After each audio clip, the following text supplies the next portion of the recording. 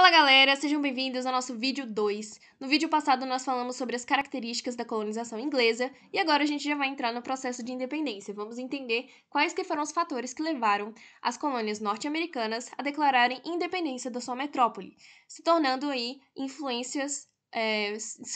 influência até mesmo para a Revolução Francesa posteriormente, né? Então o processo de independência americana vai ser muito importante e a gente já vai entender por quê.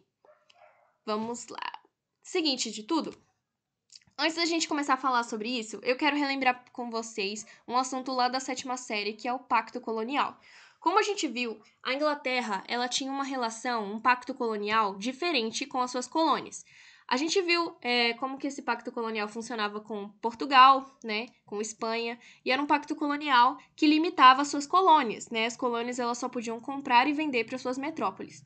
Já a Inglaterra, o pacto colonial que ela impôs sobre as suas colônias dava bastante autonomia para elas, até mesmo as colônias do sul.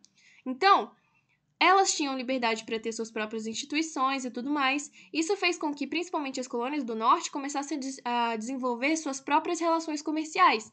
Então, elas não dependiam mais da metrópole para vender os produtos que elas produziam, né? Vender a matéria-prima que elas produziam na colônia. Então, elas vendiam sem interferência da metrópole. Então, o lucro ficava para as colônias.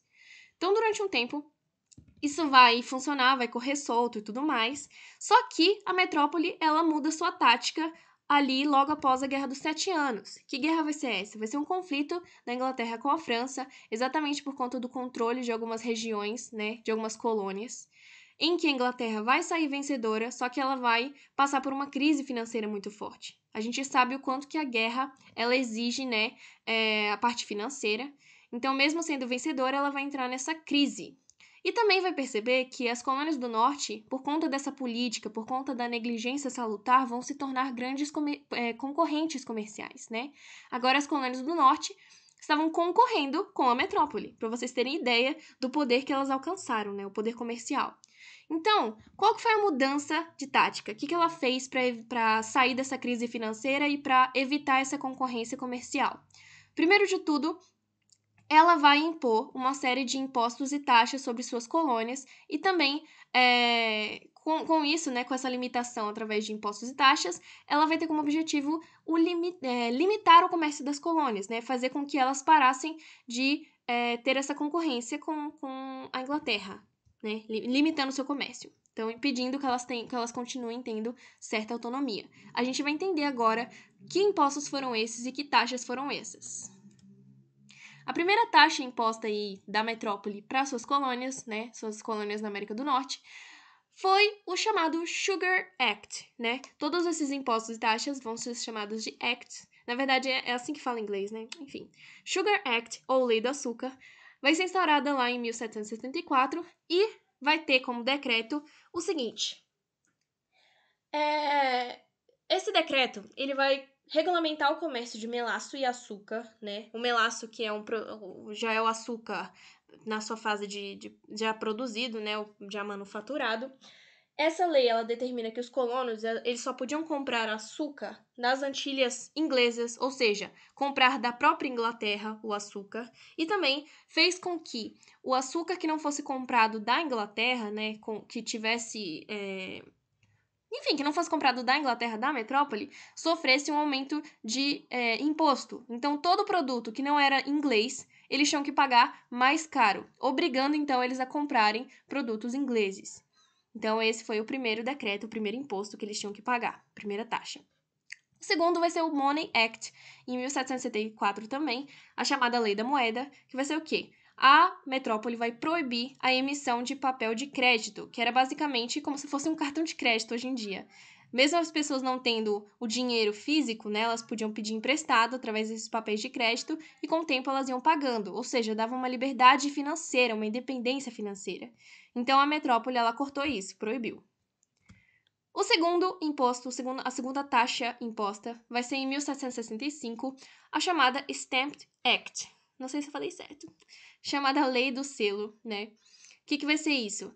A metrópole, ela vai impor que todos os documentos oficiais, declarações, jornais e tudo mais, todas as publicações que rolavam nas colônias, elas deveriam ter o selo real, ou seja, elas só poderiam ser publicadas, só poderiam ter uma rotatividade se elas fossem autorizadas. E para receber esse selo, você tinha que pagar por ele.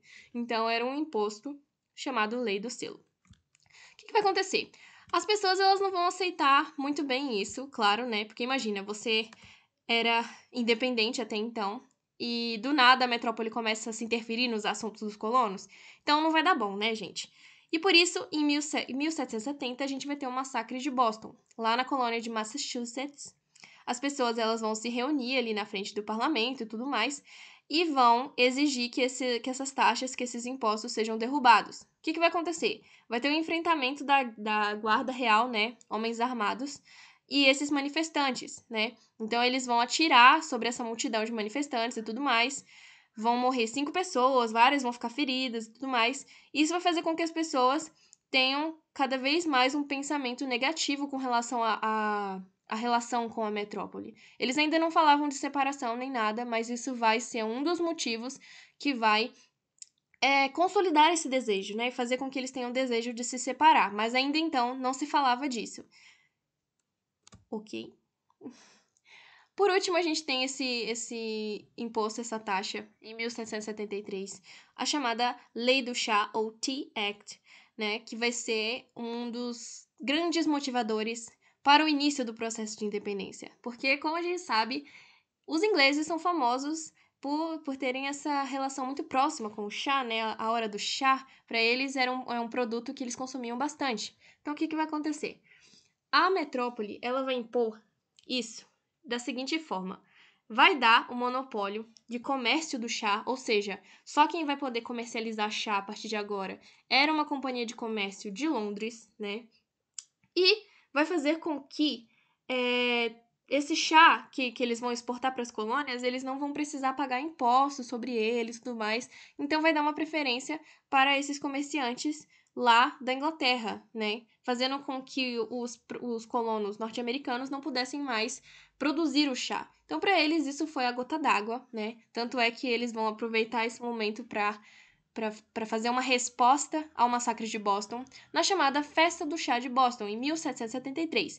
Aqui eu quero fazer um adendo, porque até o livro de vocês cita isso, mas vão ter vários grupos, né, que vão ter falas iluministas e que vão incentivar a esses motins, a essas revoltas. E eles vão estar na frente desse processo de independência. Um desses grupos secretos, né, que vão ter ideias iluministas e tudo mais, vão ser os chamados Filhos da Liberdade. Inclusive, falam que foram eles que planejaram essa manifestação da Festa do Chá, que ficou conhecido como a Festa do Chá, né? E o que aconteceu nesse dia? Tava chegando um carregamento de chá, né, para as colônias.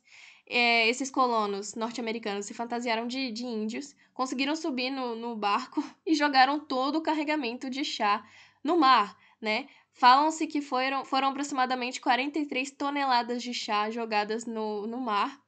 Por isso que chama de Festa do Chá, porque eles despejaram todo o chá inglês no mar, né? Então, o que aconteceu?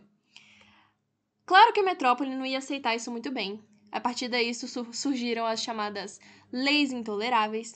Uma das primeiras leis foi a interdição desse porto, né? Então, os colonos não podiam mais vender seus produtos, né? Nem receber e nem vender, nem importar, enquanto não fosse paga toda a indenização do chá que foi jogado fora. A segunda lei intolerável foi essa intervenção na colônia de Massachusetts, né, onde aconteceu todo esse movimento. Se tornou uma colônia real, ou seja, a Inglaterra mandou seu exército para lá. Eles tinham uma possibilidade, né? O exército podia expulsar as pessoas, ocupar suas casas, enfim, foi um furdúncio. A população não aceitou isso muito bem, né? Então imagina, como que você aceita? E a terceira lei intolerável que a gente tem que falar é a restrição do direito de reunião entre os colonos. Percebendo que estavam se formando vários grupos para responder a essas leis, a agir contra os interesses da metrópole, eles proibiram o direito de reunião entre os colonos. Então, não podia mais ter reunião, independente do assunto que fosse ser tratado. Então, essas foram as chamadas leis intoleráveis, que para eles feriam toda a liberdade que eles tinham, que eles vinham tendo até então, né? O que vai acontecer? Claro que eles não iam deixar de se reunir, né, galera? A gente tem, então, o início da independência, né? Eles vão se reunir, vão formar o primeiro Congresso Continental da Filadélfia, que chama assim porque foi na Filadélfia, em 1774.